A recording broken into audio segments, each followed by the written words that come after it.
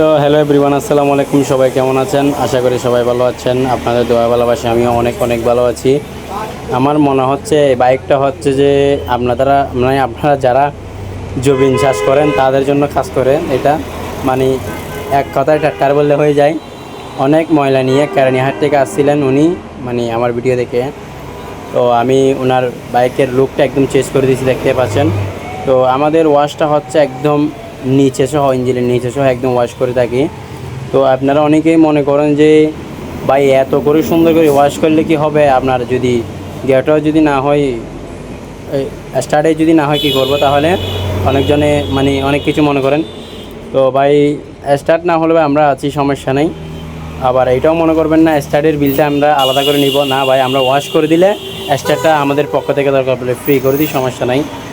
তো যা হোক, মানে ইঞ্জিনের নিচে দেখতে পাচ্ছেন অনেক ময়লা জমছিল, একদম ক্লিন করে দিছি। তো আপনারা অনেকেই মনে করবেন যে এটা ভিডিও বানানোর জন্য এটা মানে কষ্ট করে ওয়াশ করছি, না ভাই আমরা সব গাড়ি একদম ফ্রেশ করে ফেলি। তো এইটাও দেখেন একদম ক্লিন করে ফেলছি, টিভিএস রাইডারটাও, মানে একসাথে অনেক গাড়ি আসছে, এটাও ওয়াশ করে ফেলছি। তো যারা যারা ওয়াশ করতে চান চলে আসুন রাজমহল ক্লাবের এখানে। তো সবাই ভালো থাকবেন, সুস্থ থাকবেন। আসসালামু আলাইকুম।